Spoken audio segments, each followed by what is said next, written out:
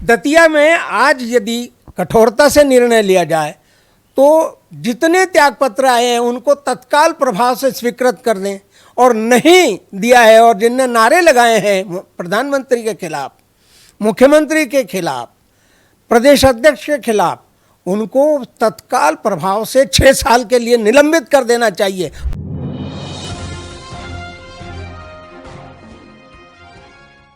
नमस्कार, मैं हूं रविंद्र जैन और आप देखना शुरू कर चुके हैं सबकी खबर। मध्य प्रदेश भारतीय जनता पार्टी में चल क्या रहा है। एक टिकट कटी और भारतीय जनता पार्टी का पूरा संगठन अपने ही नेताओं के खिलाफ, अपनी ही पार्टी के खिलाफ सड़क पर उतर गया। कल्पना करिए, दतिया में 11 घंटे हाईवे जाम हुआ। कल्पना करिए कि दतिया में भारतीय जनता पार्टी के जिला अध्यक्ष सहित सभी पदाधिकारियों ने इस्तीफे दे दिए। कल्पना करिए कि भारतीय जनता पार्टी के अनुशासित कार्यकर्ता, जिनका हर 5-6 महीने में ट्रेनिंग होती है, वो अपने प्रधानमंत्री के मुर्दाबाद के नारे लगा रहे थे, वो अपने केंद्रीय गृह मंत्री अमित शाह के मुर्दाबाद के नारे लगा रहे थे, वो अपने ही मुख्यमंत्री मोहन यादव को मां बहन की गालियां दे रहे थे। अब ये सब क्या है संगठन में, और ये कैसा संगठन बन गया है, इसे समझने के लिए आज मैं उस व्यक्ति के पास आया हूं जिनने अपने खून पसीने से इस संगठन को सींचा है, इस संगठन को खड़ा किया है। नाम है रघुनंदन शर्मा जी।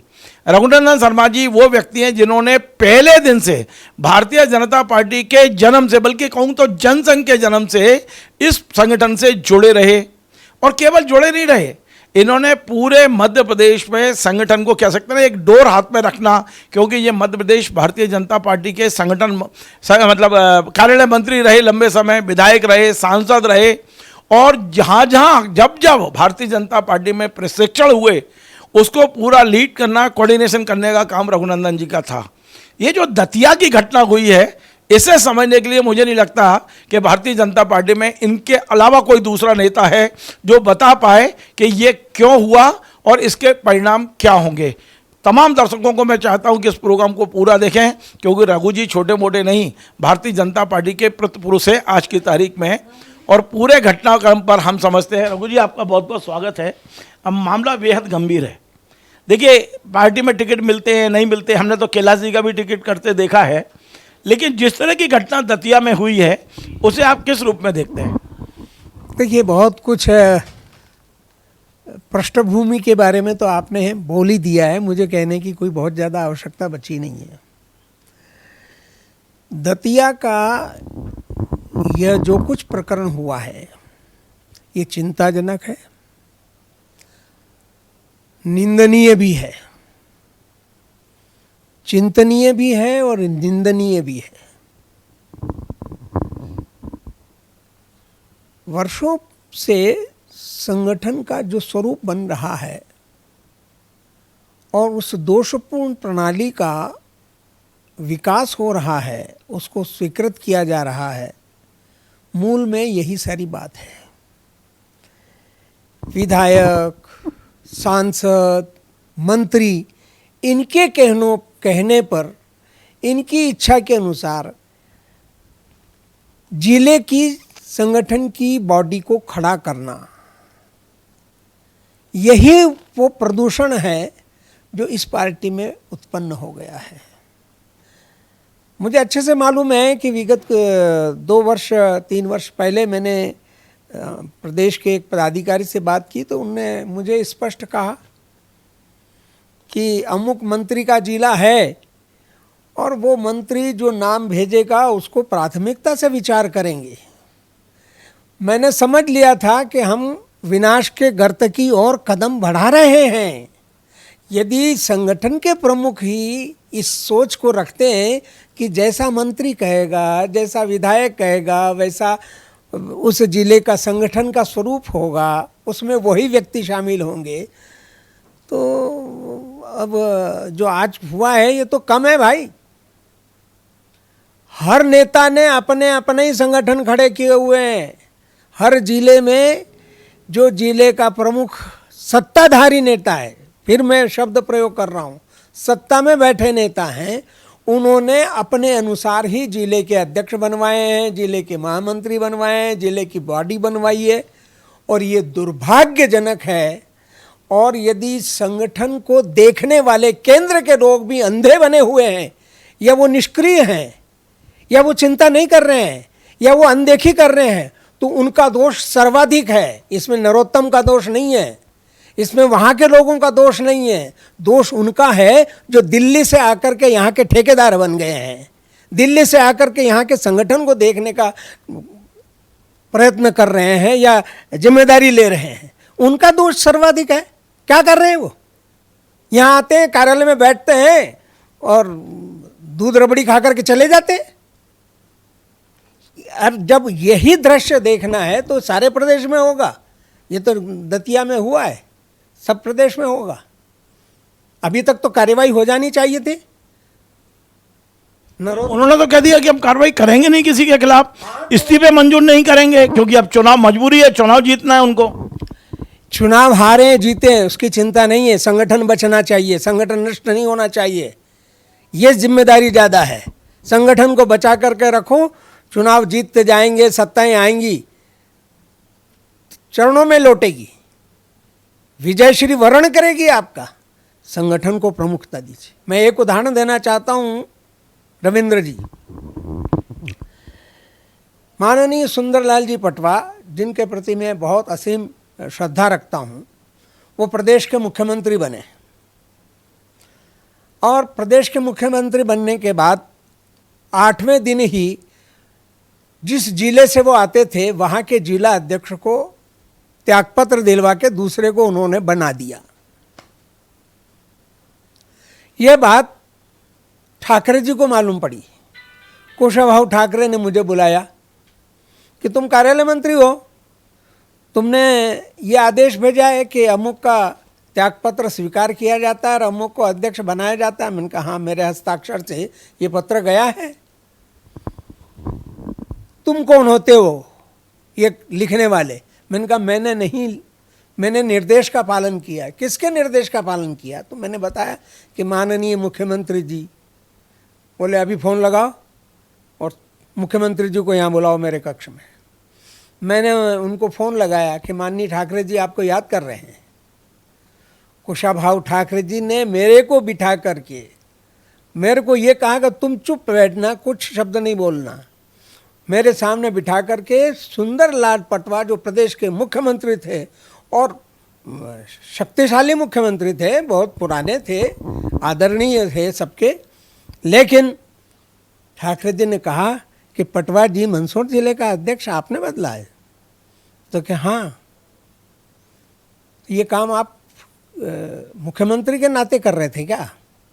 कलेक्टर था क्या वो जिसको बदलना था? देखिए, आज के बाद संगठन में किसको रखना है और किसको बदलना है ये संगठन तय करेगा। आपको सरकार चलाने के लिए बिठाया है, सरकार चलाइए, सरकार में जो परिवर्तन करना है वो करिए, लेकिन आज के बाद एक पदाधिकारी को, तहसील के भी एक पदाधिकारी को बदलने का या हटाने का या नियुक्त करने का अधिकार आपका नहीं है, संगठन के लोग करेंगे। अब वो इतनी दृढ़ता से निर्णय करने की क्षमता और सोच दोनों ही गायब हैं। ये सोच ही नहीं बची है। अब तो सोच ये हो गई कि जो वहाँ का मंत्री कहेगा, जिले का जो सांसद कहेगा, उसको पदाधिकारी करेंगे। तो सारे प्रदेश में अभी मंत्रियों के और सांसदों के जेब के अध्यक्ष बने हुए हैं, जेब के पदाधिकारी बने हुए हैं। जेबी संगठन है, जेब का संगठन हो गया है। जिस अधिकारी को, सांसद को, जिस सांसद या जिस मंत्री को आपने छेड़ा तो वहाँ का संगठन ढह जाएगा। ऐसे ही जैसा दतिया में हुआ है। हाँ, दतिया में हुआ है। दतिया में आज यदि कठोरता से निर्णय लिया जाए तो जितने त्यागपत्र आए हैं उनको तत्काल प्रभाव से स्वीकृत कर दें, और नहीं दिया है और जिनने नारे लगाए हैं प्रधानमंत्री के खिलाफ, मुख्यमंत्री के खिलाफ, प्रदेश अध्यक्ष के खिलाफ, उनको तत्काल प्रभाव से 6 साल के लिए निलंबित कर देना चाहिए। पार्टी में रखने की आवश्यकता नहीं, पार्टी में नए कार्यकर्ता आ जाएंगे। पार्टी तो वो गंगा है जिसका पानी कभी सूखता नहीं है, हिमालय से जो प्रवाहित हुई है वो गंगा है पार्टी। कार्यकर्ता आएंगे और खूब आएंगे। ये जो शहद चाटने वाले लोग हैं ना, शहद के छत्ते के साथ ही रह जाएंगे। देखिए, ऐसा करेंगे तो चुनाव नहीं हार जाएंगे, नरोत्तम नाराज नहीं हो जाएंगे? जनता किसी की जेब में नहीं है। जनता, आपको तो मालूम है ना रविंद्र जी, कि आपातकाल में जब हम भाषण देते थे तो जाजम पर 2 लोग भी बैठने को तैयार नहीं थे। हम बिना लोगों के भाषण दे करके निकल जाते थे, और जब वोट की पेटियां खोली तो कांग्रेस की जिनकी सभाओं में भीड़ रहती थी, और जहां हम 5 लोगों को जबरन बिठा देते थे कि कोई तो जाजम पर बैठो, उनकी पेटियां भरी हुई निकली। ये जनता है, ये लोकतंत्र है।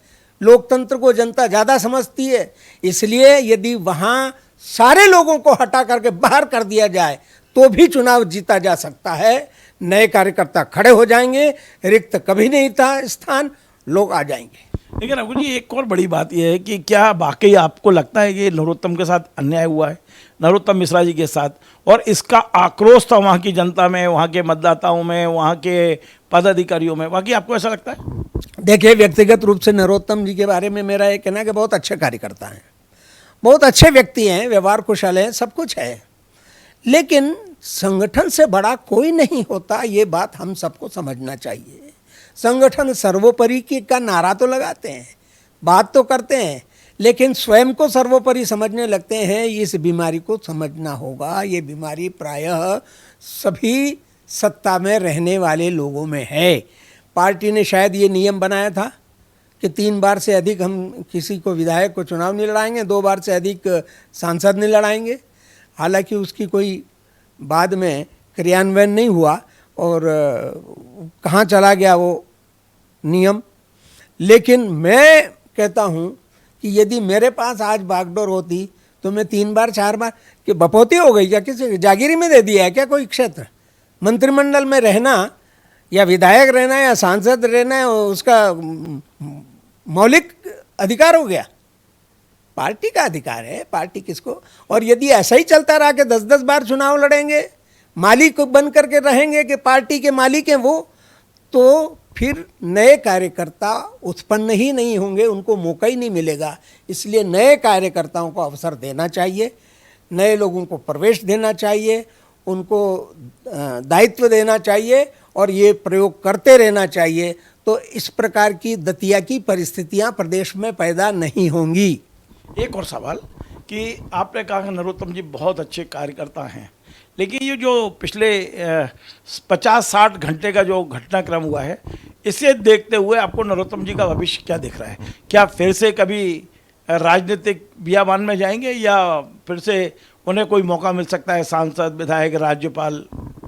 ये तो देखो पार्टी के सोच का विषय है, विचार का विषय है। जो पार्टी के पदाधिकारी हैं आज, जिनके हाथ में संगठन है, उनके सोच का विषय है कि नरोत्तम जी को कहाँ बिठाया जाए, क्या दायित्व दिया जाए, उनके बारे में क्या विचार किया जाए। लेकिन वहाँ के उनके पट्टों ने जो किया है, उनके जेबी संगठन के लोगों ने जो किया है, उन्होंने नरोत्तम जी के भले का काम नहीं किया है, नरोत्तम जी को कमज़ोर करने का प्रयत्न किया है, नरोत्तम जी का नुकसान पहुंचाने का काम किया है। उन लोगों ने अपने ही नेता को कमज़ोर करने का प्रयत्न किया है। नेता तो यथावत ताकतवर है, पर उन लोगों ने अपने नेता को ताकत से कमज़ोर करने का प्रयत्न किया है। उस ताकतवर नेता को निर्बल बना दिया है, और ये निर्बलता आखिर आगे विचारनी तो रहेगी। केवल 15 दिन बाद वोट डलने हैं, आज नामांकन का आखिरी दिन है, और जो हालात वहाँ हैं, अभी कुछ देर पहले ही मेरे पास में व्हाट्सएप आए हैं। बेशक अब सड़क पे नहीं कर रहे हैं विरोध, लेकिन व्हाट्सएप चल रहे हैं कि किसी भी कीमत पे बीजेपी को जीत नहीं देना, और ये व्हाट्सएप चला रहे हैं वो लोग जिनके पास पद हैं बीजेपी में। क्या कहेंगे, किस तरह का माहौल है अभी भी? देखिए, भारतीय जनता, मैं ये भी पूछना चाहूँगा कि परिणाम क्या दिख रहे हैं आपको दतिया के?